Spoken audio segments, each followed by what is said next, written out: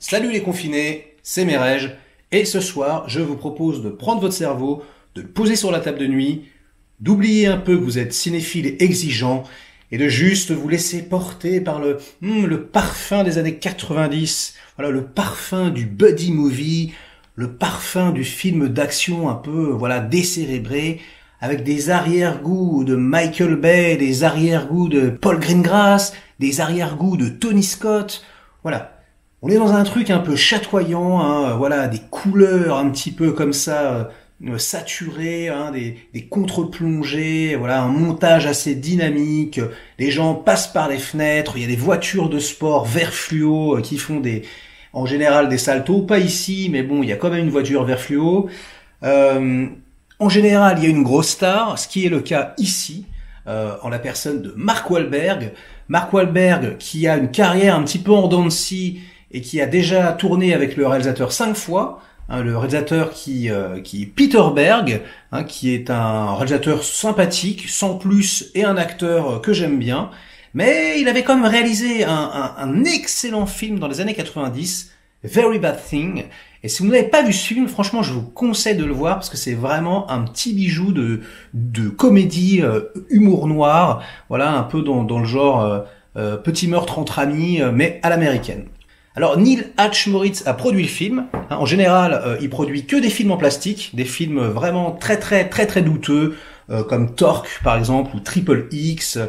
Et on va dire que voilà, la seule chose qui le sauve un petit peu et qui doit sauver en général toute sa boîte de prod, ce sont les films Fast and Furious, hein, toute la saga Fast and Furious. Voilà, donc qui rapporte beaucoup d'argent et heureusement pour lui. Et donc voilà, je pense très sincèrement que même si en apparence ce film s'adresse aux jeunes, a priori, peut-être un petit peu, mais je pense qu'il nous vise plus, nous, les quarantenaires, voilà, de 35 à 45, je dirais, voilà, on est vraiment... parce qu'on est habitué un peu à ce genre de spectacle, hein, et surtout qu'il y en a plus beaucoup, hein, il y en a plus beaucoup, et je pense que vraiment, beaucoup de gens, dont moi, hein, parfois, j'aime bien arrêter d'être cinéphile et juste être un gros bourrin, ça m'arrive aussi. Et finalement, on n'a plus tant de films que ça en salle. Ça manque un peu, les films comme ça. Donc dernièrement, il y a bien eu Bad Boys for Life qui est sorti, mais je ne l'ai pas vu. Bon, apparemment, il paraît que c'est pas mal, mais je ne sais pas pourquoi. J'ai un gros doute et je ne sais pas comment on peut faire mieux en termes d'action que la course-poursuite de Bad Boys 2.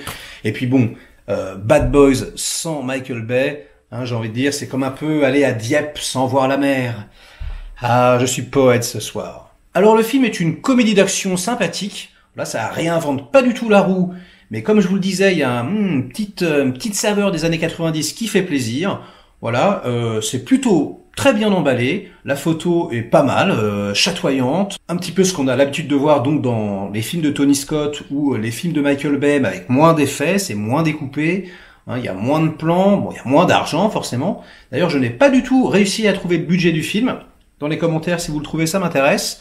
Je pense que c'est voilà, pas une énorme production, et je trouve personnellement que ça se sent un peu, puisque si voilà, d'apparence comme ça, quand on regarde le film, on a l'impression que c'est un classe A et un très gros budget. Voilà, le climax et la toute dernière partie du film est quand même très étriqué, filmé devant des hangars, avec juste une pauvre cascade avec un poids lourd. Bon voilà, c'est dommage parce que le film est drôle, le film est divertissant, le film est fun.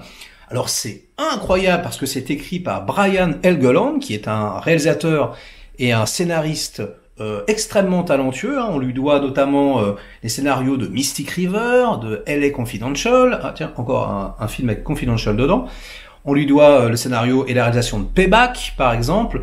Enfin, voilà, c'est quelqu'un de solide, quelqu'un qui sait écrire, et d'ailleurs ça se voit, mais au fur et à mesure que le film avançait, je me disais, c'est pas si nul que ça, c'est pas mal, c'est bien écrit, le plot, enfin la conspiration un peu dont je ne vous parlerai pas pour ne rien vous spoiler, est plutôt bien amené, voilà, on s'intéresse à ce qui se passe, et donc c'est pas étonnant puisque ce gars est extrêmement talentueux, et c'est assez bizarre de le voir dans ce genre de production, mais enfin bon, pourquoi pas. Alors en plus, la musique, c'est Steve Jablonsky, encore lui, il est partout celui-là, hein, de l'écurie Michael Bay, enfin Hans Zimmer, et donc voilà, on est vraiment dans le code Michael Bay, On essaye vraiment de faire un film un peu voilà, chatoyant comme dans les années 90 et très sincèrement ça fonctionne plutôt bien.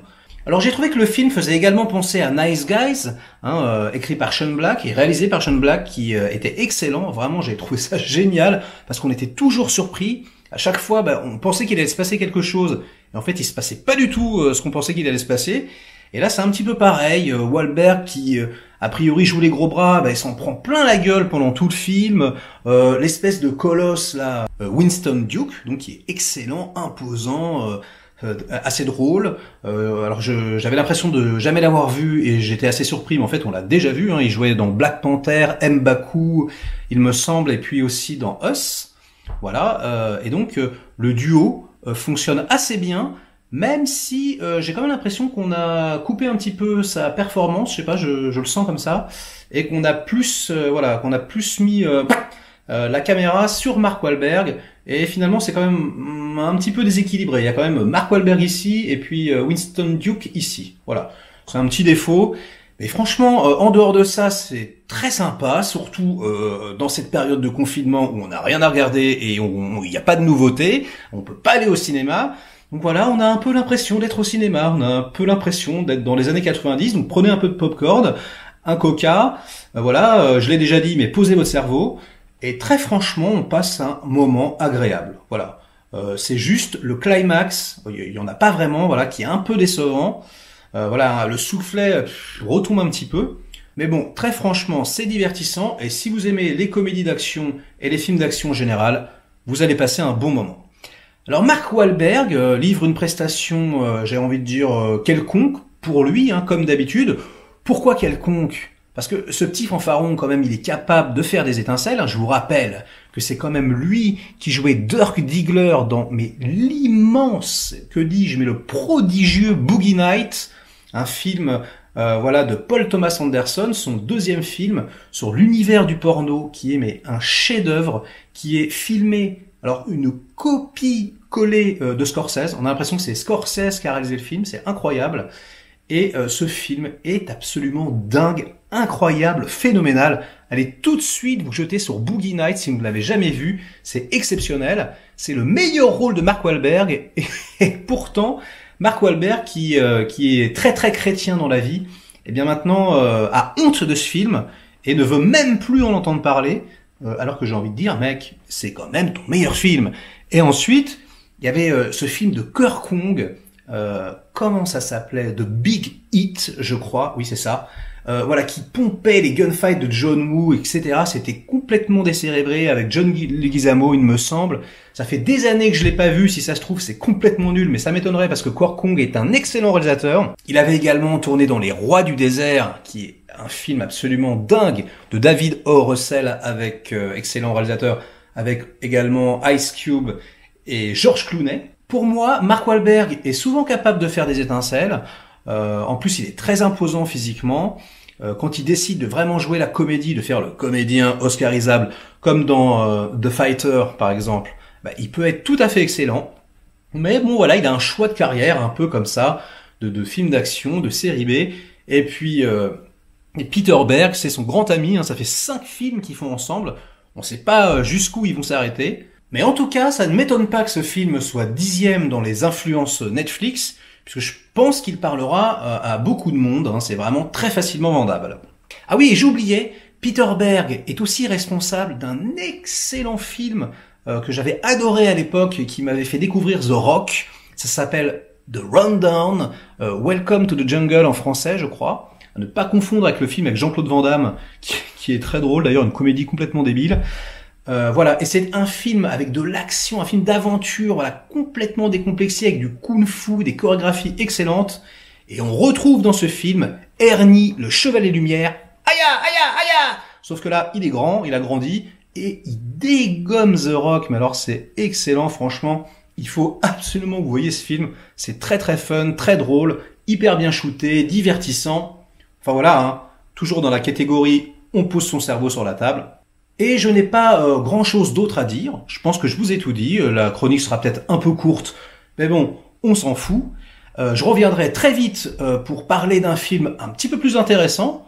je veux dire cinématographiquement parlant, hein, mais en tout cas, vous passerez un bon moment, je pense.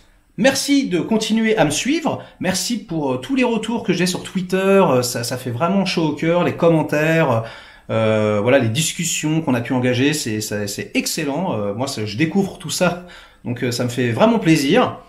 Continuez, voilà, liker ou déliker, enfin en tout cas, moi je continuerai parce que je prends énormément de plaisir à le faire. J'espère que vous aussi. À bientôt et bonne nuit les confinés.